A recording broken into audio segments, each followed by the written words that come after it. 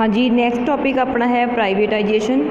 Privatization refers to the process of granting more freedom and more important role to the private sector in the economic activities by restricting the role of public sector in the economy। Privatisation ਦਾ ਮਤਲਬ ਹੈ ਕਿ ਜਦੋਂ ਵੱਧ ਆਜ਼ਾਦੀ ਦੇ ਦਿੱਤੀ ਜਾਂਦੀ ਹੈ ਜਾਂ ਵੱਧ ਮਹੱਤਵ ਦਿੱਤਾ ਜਾਂਦਾ ਪ੍ਰਾਈਵੇਟ ਸੈਕਟਰ ਨੂੰ ਇੰਡੀਅਨ ਇਕੋਨਮੀ ਦੇ ਵਿੱਚ ਜਾਂ ਕਿਸੇ ਵੀ ਦੇਸ਼ ਦੀ ਇਕੋਨਮੀ ਦੇ ਵਿੱਚ, ਜਦ ਕਿ ਜਿਹੜਾ ਪਬਲਿਕ ਸੈਕਟਰ ਆ ਉਹਦਾ ਰੋਲ ਰਿਸਟ੍ਰਿਕਟ ਕਰ ਦਿੱਤਾ ਜਾਂਦਾ, ਮਤਲਬ ਘਟਾ ਦਿੱਤਾ ਜਾਂਦਾ ਇਕੋਨਮੀ ਦੇ ਵਿੱਚੋਂ। So under privatisation ownership, management and control of public sector enterprises are also transferred to private sector through the process of disinvestment। So privatisation ਇੱਕ ਇੱਦਾਂ ਦਾ ਪ੍ਰੋਸੈਸ ਹੈ ਜਿਹਦੇ ਵਿੱਚ ਕਿਸੇ ਪਬਲਿਕ ਸੈਕਟਰ ਔਰਗੇਨਾਈਜੇਸ਼ਨ ਦੀ ਜਿਹੜੀ ਓਨਰਸ਼ਿਪ ਆ, ਮੈਨੇਜਮੈਂਟ ਆ ਅਤੇ ਕੰਟਰੋਲ ਆ, ਉਹ ਵੀ ਪ੍ਰਾਈਵੇਟ ਸੈਕਟਰ ਦੇ ਕੋਲ ਟਰਾਂਸਫਰ ਕਰ ਦਿੱਤਾ ਜਾਂਦਾ ਵਾ। ਕਿਹੜੇ ਪ੍ਰੋਸੈਸ ਦੇ ਨਾਲ? ਡਿਸਇਨਵੈਸਟਮੈਂਟ।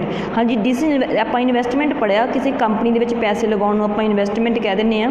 ਡਿਸਇਨਵੈਸਟਮੈਂਟ ਇੱਥੇ ਗਵਰਨਮੈਂਟ ਦੇ ਵਿਊ ਪੁਆਇੰਟ ਤੋਂ ਕਿਹਾ ਗਿਆ, ਜਦੋਂ ਸਰਕਾਰ ਆਪਦੀ ਹਿੱਸੇਦਾਰੀ ਪਬਲਿਕ ਸੈਕਟਰ 'ਚੋਂ ਕੱਢ ਲੈਂਦੀ ਆ ਅਤੇ ਉਹ ਆਪਦੀ ਹਿੱਸੇਦਾਰੀ ਕਿਹਨੂੰ ਵੇਚ ਦਿੰਦੀ ਆ? ਪ੍ਰਾਈਵੇਟ ਸੈਕਟਰ ਨੂੰ ਵੇਚ ਦਿੰਦੀ ਆ, ਤਾਂ ਉਹਨੂੰ ਅਸੀਂ ਡਿਸਇਨਵੈਸਟਮੈਂਟ ਕਹਿੰਦੇ ਹਾਂ। Privatisation is based on the idea that private sector is more efficient than public sector।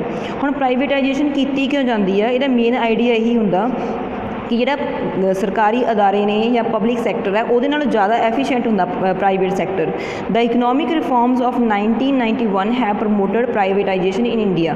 ਸੋ 1991 ਦੀ ਜਿਹੜੀ ਪੋਲਿਸੀ ਆ ਉਹਨਾਂ ਨੇ ਪ੍ਰਾਈਵੇਟਾਈਜੇਸ਼ਨ ਨੂੰ ਕਾਫੀ ਜ਼ਿਆਦਾ ਪ੍ਰਮੋਟ ਕੀਤਾ।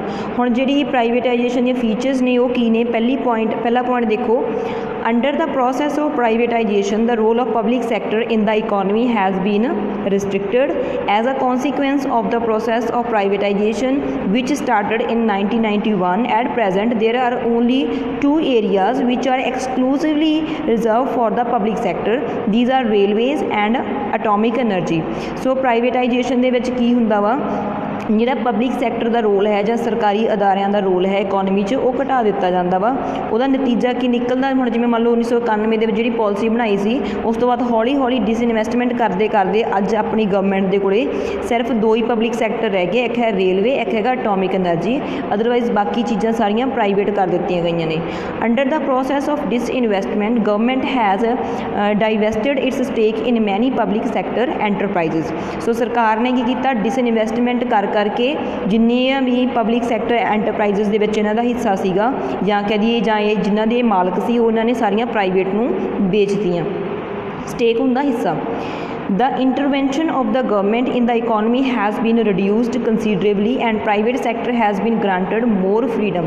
ਜਿਹੜੀ ਸਰਕਾਰ ਦੀ ਦਖਲਅੰਦਾਜ਼ੀ ਆ ਉਹ ਇਕੋਨਮੀ 'ਚ ਬਹੁਤ ਘੱਟ ਗਈ ਆ, ਜਦ ਕਿ ਪ੍ਰਾਈਵੇਟ ਸੈਕਟਰ ਨੂੰ ਜ਼ਿਆਦਾ ਆਜ਼ਾਦੀ ਦੇ ਦਿੱਤੀ ਗਈ ਆ। ਨੈਕਸਟ ਹੈ public sector enterprises have been granted more operational freedom and more independence to adopt a professional approach in working.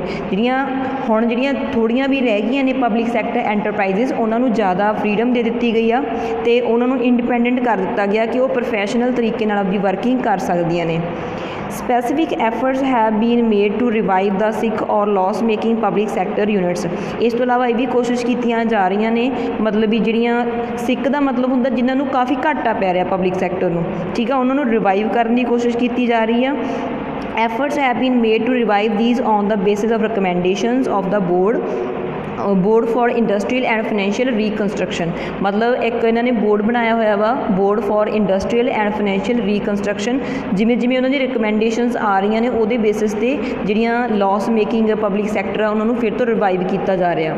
Next topic ਹੈ ਮੈਰਿਟਸ ਆਫ ਪ੍ਰਾਈਵੇਟਾਈਜੇਸ਼ਨ। ਸਭ ਤੋਂ ਪਹਿਲਾ ਪੁਆਇੰਟ ਹੈ increase in investment. Due to privatisation private investment, foreign direct investment and foreign indirect investment have increased in India. Privatisation ਹੋਣ ਦੇ ਨਾਲ private investment ਵਧੀ ਆ, ਬਾਹਰਲੇ ਦੇਸ਼ਾਂ 'ਚੋਂ ਡਾਇਰੈਕਟ ਤੌਰ 'ਤੇ ਜਾਂ ਇਨਡਾਇਰੈਕਟ ਇਨਵੈਸਟਮੈਂਟ ਵੀ ਇੰਡੀਆ ਦੇ ਵਿੱਚ ਇਨਕਰੀਜ਼ ਹੋਈ ਆ। Consequently capital formation and industrial development have taken place at a rapid rate than before. So ਇਹਦੇ ਨਾਲ ਕੀ ਹੋਇਆ ਵੀ ਜਿਹੜਾ ਕੈਪੀਟਲ ਫਾਰਮੇਸ਼ਨ ਆ, ਮਤਲਬ ਪੈਸਾ ਵਾ, ਉਹ ਅੱਗੇ ਨਾਲੋਂ ਹੋਰ ਤੇਜ਼ੀ ਨਾਲ ਵੱਧ ਰਿਹਾ ਵਾ ਅਤੇ ਇੰਡਸਟਰੀਜ਼ ਦੀ ਕੀ ਹੋ ਰਹੀ ਆ? ਡਿਵੈਲਪਮੈਂਟ ਹੋ ਰਹੀ ਆ। ਦੇਖੋ ਫੋਰਨ ਡਾਇਰੈਕਟ ਇਨਵੈਸਟਮੈਂਟ ਤਾਂ ਉਹ ਹੁੰਦਾ ਵੀ ਸਿੱਧੇ ਤੌਰ 'ਤੇ ਆ ਕੇ ਆਪਣਾ ਬਿਜ਼ਨਸ ਚਲਾ ਲੈਣਾ, ਐਂਡ ਫੋਰਨ ਇਨਡਾਇਰੈਕਟ ਇਨਵੈਸਟਮੈਂਟ ਹੁੰਦੀ ਹੈ ਲਾਈਕ ਕਿਸੇ ਕੰਪਨੀ ਦੇ ਸ਼ੇਅਰਸ ਵਗੈਰਾ ਖਰੀਦ ਕੇ ਫਿਰ ਉਹਦੇ ਵਿੱਚ ਆਪਦਾ ਕੰਮ ਚਲਾਉਣਾ, ਠੀਕ ਆ। ਨੈਕਸਟ ਪੁਆਇੰਟ ਹੈ ਇਹਦੇ ਵਿੱਚ higher economic growth rate. Privatization has promoted industrialization in the country, ਮਤਲਬ ਇਹਦੇ ਨਾਲ ਦੇਸ਼ ਦੇ ਵਿੱਚ ਉਦਯੋਗੀਕਰਨ ਹੋਇਆ ਵਾ। This has generated more employment opportunities, ਇਹਦੇ ਨਾਲ ਰੁਜ਼ਗਾਰ ਦੇ ਮੌਕੇ ਵਧੇ ਆ। ਇਨਕਰੇਜਡ ਹੋਈਆਂ ਨੇ ਇੰਡਸਟਰੀਅਲ ਪ੍ਰੋਡਕਸ਼ਨ, ਮਤਲਬ ਅੱਗੇ ਨੂੰ ਪ੍ਰੋਡਕਸ਼ਨ ਵੀ ਵਧੀ ਆ। ਇਨਹੈਂਸਡ ਨੈਸ਼ਨਲ ਇਨਕਮ ਐਂਡ ਪ੍ਰਮੋਟਡ ਐਕਸਪੋਰਟਸ, ਦੇਸ਼ ਦੀ ਇਨਕਮ ਵੀ ਵਧੀ ਆ ਐਂਡ ਐਕਸਪੋਰਟ ਵੀ ਇਨਕਰੀਜ਼ ਹੋਇਆ ਅੱਗੇ ਨਾਲੋਂ। So this higher rate of economic growth has been achieved, so ਇਹਦੇ ਨਾਲ ਇਕਨੋਮਿਕ ਗਰੋਥ ਆ ਕਾਫੀ ਵੱਧ ਗਈ ਆ। ਨੈਕਸਟ ਹੈ encouragement to inventions. Under privatization efforts have been made to promote inventions in the private sector. ਹੁਣ ਦੇਖੋ ਜਿਹੜੇ ਪ੍ਰਾਈਵੇਟ ਸੈਕਟਰ ਆ ਇਹ ਇਨਵੈਂਸ਼ਨ ਕਰਨ ਦੇ, ਨਵੀਆਂ ਚੀਜ਼ਾਂ ਲੈ ਕੇ ਆਉਣ ਦੇ ਵਿੱਚ ਜ਼ਿਆਦਾ ਆਪਦਾ ਜਿਹੜਾ ਟਾਈਮ ਆ ਉਹ ਯੂਜ਼ ਕਰਦੇ ਆ ਜਾਂ ਪੈਸਾ ਯੂਜ਼ ਕਰਦੇ ਆ, ਠੀਕ ਆ। ਸੋ ਇਹਦੇ ਨਾਲ ਕੀ ਆ, ਨਵੀਆਂ ਇਨਵੈਂਸ਼ਨਸ ਹੋ ਰਹੀਆਂ ਨੇ। This has promoted research and development in the country and new inventions are taking place. ਮਤਲਬ ਜਿਹੜਾ ਪਹਿਲਾਂ ਪਬਲਿਕ ਸੈਕਟਰ ਹੁੰਦਾ ਸੀ ਉਹ ਨਵੀਆਂ ਇਨਵੈਂਸ਼ਨ ਵੱਲ ਨਹੀਂ ਧਿਆਨ ਦਿੰਦੇ ਸੀ, ਜਦ ਜਿਹੜਾ ਪ੍ਰਾਈਵੇਟ ਸੈਕਟਰ ਆ ਇਹਨੇ ਰਿਸਰਚ ਤੇ ਡਿਵੈਲਪਮੈਂਟ ਨੂੰ ਕਾਫੀ ਪ੍ਰਮੋਟ ਕੀਤਾ ਵਾ। Reduction in political interference. Privatization has resulted in reduction in political interference in the economy and industrial field।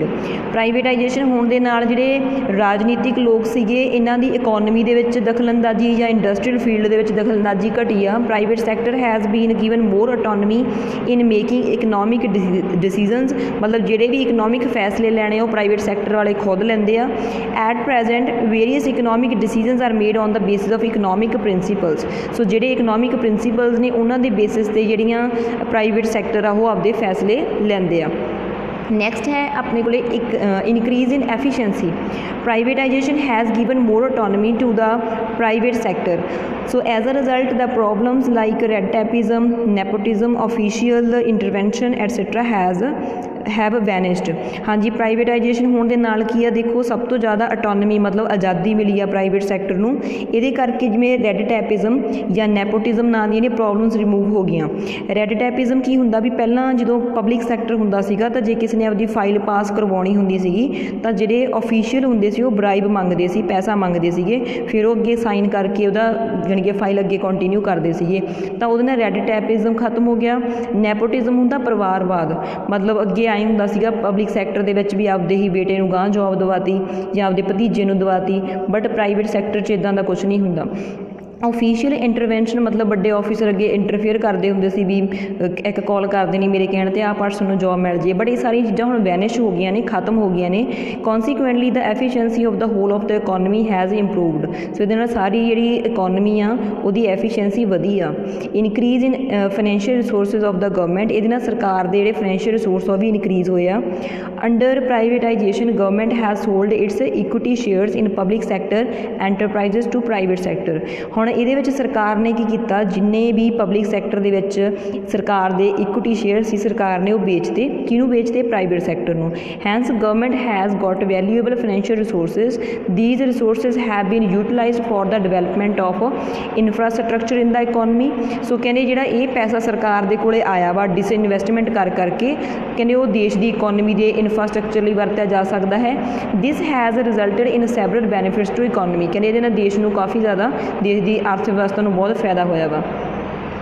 reduction in economic burden of the government. As a result of privatization, private sector has begun to play an important role in generating resources required for economic development of the nation. Privatization ਹੋਣ ਦੇ ਨਾਲ ਜਿਹੜਾ private sector ਹੈ ਇਹ ਬਹੁਤ ਹੀ important role play ਕਰ ਰਿਹਾ। ਕਾਹਦੇ ਲਈ? ਕਾਫੀ ਜ਼ਿਆਦਾ ਜਿਹੜੇ ਰਿਸੋਰਸ ਆ ਉਹਨਾਂ ਨੂੰ ਇਹ ਜਨਰੇਟ ਕਰ ਰਿਹਾ ਜਿਹੜੇ ਕਿ ਦੇਸ਼ ਦੀ ਇਕਨੋਮਿਕ ਡਿਵੈਲਪਮੈਂਟ ਦੇ ਵਿੱਚ ਕੰਮ ਆਉਂਦੇ ਆ। So as a result economic burden of the government to invest in new projects to modernize the existing projects and give financial support to the loss making units has decreased to a great extent. ਸੋ ਇਹਦੇ ਨਾਲ ਕੀ ਹੋ ਗਿਆ, ਜਿਹੜੇ ਨਵੇਂ ਜਿਵੇਂ ਆਪਾਂ ਕਹਿੰਦੇ new resource ਤਾਂ ਪ੍ਰਾਈਵੇਟ ਸੈਕਟਰ ਹੀ ਡਿਵੈਲਪ ਕਰ ਰਿਹਾ, ਤਾਂ ਸਰਕਾਰ ਨੂੰ ਬਾਹਲਾ ਪੈਸਾ ਲਗਾਉਣ ਦੀ ਹੁਣ ਲੋੜ ਨਹੀਂ ਪੈਂਦੀ ਨਵੇਂ ਪ੍ਰੋਜੈਕਟ ਲਗਾਉਣ ਦੇ ਵਿੱਚ, ਕਿਉਂਕਿ ਉਹ ਸਾਰਾ ਕੰਮ ਜਿਹੜੇ ਪ੍ਰਾਈਵੇਟ ਸੈਕਟਰ ਉਹ ਕਰ ਰਿਹਾ। ਠੀਕ ਆ, ਸੋ ਇਹਦੇ ਨਾਲ ਕੀ ਆ, ਸਰਕਾਰ ਦਾ ਜਿਹੜਾ ਬਰਡਨ ਸੀ ਪਹਿਲਾਂ ਨਾਲੋਂ ਉਹ ਕਾਫੀ ਘਟ ਗਿਆ। Next है increase in competition due to privatization. There has been tremendous increase in competition in Indian economy. Consequently, consumers are getting better quality products at appropriate prices. This has several benefits for the consumers. So privatization ਹੋਣ ਦੇ ਨਾਲ competition ਵਧਿਆ ਵਾ, ਜਿਹਦੇ ਕਰਕੇ ਜਿਹੜੇ consumers ਨੇ ਉਹਨਾਂ ਨੂੰ ਵਧੀਆ ਕੁਆਲਿਟੀ ਦੇ ਪ੍ਰੋਡਕਟ ਠੀਕ ਮੁੱਲ 'ਤੇ ਮਿਲ ਰਹੇ ਆ, ਤੇ ਇਹਦੇ ਕਰਕੇ consumers ਨੂੰ ਕਾਫੀ benefits ਨੇ। Next ਹੈ reforms in the management of public sector enterprises. After privatization privatization, several reforms have been made in the management of public sector enterprises. So privatization ਹੋਣ ਤੋਂ ਬਾਅਦ ਕਾਫੀ ਸਾਰੀਆਂ ਚੇਂਜਸ ਕੀਤੀਆਂ ਗਈਆਂ ਨੇ ਪਬਲਿਕ ਸੈਕਟਰਸ ਦੇ ਵਿੱਚ ਵੀ, ਉਹਨਾਂ ਦੀ ਮੈਨੇਜਮੈਂਟ ਦੇ ਵਿੱਚ ਵੀ. These enterprises are being run by management experts rather than administrative officers and leaders. ਅੱਗੇ ਹੁੰਦਾ ਸੀਗਾ ਜੇ ਵੈਸੇ ਸਿਲੈਕਟ ਕਰਕੇ ਐਡਮਿਨਿਸਟ੍ਰੇਟਿਵ ਆਫਿਸਰ ਰੱਖੇ ਹੁੰਦੇ ਸੀ ਜਾਂ ਲੀਡਰ ਜਿਹੜੇ ਚਲਾਉਂਦੇ ਹੁੰਦੇ ਸੀਗੇ ਪਬਲਿਕ ਸੈਕਟਰ ਐਂਟਰਪ੍ਰਾਈਜ਼ਸ ਨੂੰ, ਬਟ ਹੁਣ ਇਹਨੂੰ ਮੈਨੇਜਮੈਂਟ ਐਕਸਪਰਟ ਚਲਾਉਂਦੇ ਆ. So this has yielded several benefits to these enterprises. So ਇਹਦੇ ਕਰਕੇ ਜਿਹੜੀਆਂ ਪਬਲਿਕ ਸੈਕਟਰ ਜਿਹੜੀਆਂ ਇੱਕ ਜਾਂ ਦੋ ਜਿੰਨੇ ਵੀ ਸੈਕਟਰ ਗਵਰਨਮੈਂਟ ਦੇ ਕੋਲੇ ਹੈਗੇ ਆ ਉਹਨਾਂ ਨੂੰ ਕਾਫੀ ਬੈਨੀਫਿਟ ਹੋਏ ਆ, ਹੁਣ ਉਹਨਾਂ ਨੂੰ ਮੈਨੇਜਮੈਂਟ ਐਕਸਪਰਟ ਚਲਾਉਂਦੇ ਆ. ਲਾਸਟ ਪੁਆਇੰਟ ਹੈ economical use of resources. The primary objective of private sector is to earn maximum profit. ਜਿੰਨੇ ਵੀ ਪ੍ਰਾਈਵੇਟ ਸੈਕਟਰ ਦੇ ਵਿੱਚ ਬਿਜ਼ਨਸਮੈਨ ਹੈਗੇ ਆ ਸਾਰਿਆਂ ਦਾ ਮੇਨ ਪ੍ਰੋਫਿਟ ਅਰਨ ਕਰਨਾ ਹੀ ਓਬਜੈਕਟਿਵ ਹੁੰਦਾ ਵਾ. So for this it control the wastage of resources so that the cost may be minimized. So ਜਿੰਨੀਆਂ ਵੀ ਇਹ ਪ੍ਰਾਈਵੇਟ ਸੈਕਟਰ ਹੁੰਦੇ ਆ ਇਹ ਕੋਸ਼ਿਸ਼ ਕਰਦੇ ਆ ਕਿ ਕੋਈ ਵੀ ਰਿਸੋਰਸ ਵੇਸਟ ਨਾ ਹੋਵੇ, like water, electricity, human beings, machines, methods, ਮਤਲਬ ਕੁਛ ਵੀ ਆਪਦੇ ਵੱਲੋਂ ਵੇਸਟ ਨਹੀਂ ਕਰਦੇ. ਇਹਦੇ ਕਰਕੇ ਜਿਹੜੀ ਕਾਸਟ ਆ ਕਿਸੇ ਪ੍ਰੋਡਕਟ ਨੂੰ ਬਣਾਉਣ ਦੀ ਉਹ ਮਿਨੀਮਾਈਜ਼ ਹੋ ਜਾਂਦੀ ਆ. This results in economical use of resources. So ਇਹਦੇ ਨਾਲ ਕੀ ਹੈ ਜਿਹੜੇ ਰਿਸੋਰਸਿਸ ਆ ਉਹਨਾਂ ਦਾ ਇਕਨੋਮਿਕਲ ਯੂਜ਼ ਹੁੰਦਾ, ਮਤਲਬ ਉਹ ਵੇਸਟ ਨਹੀਂ ਹੁੰਦੇ.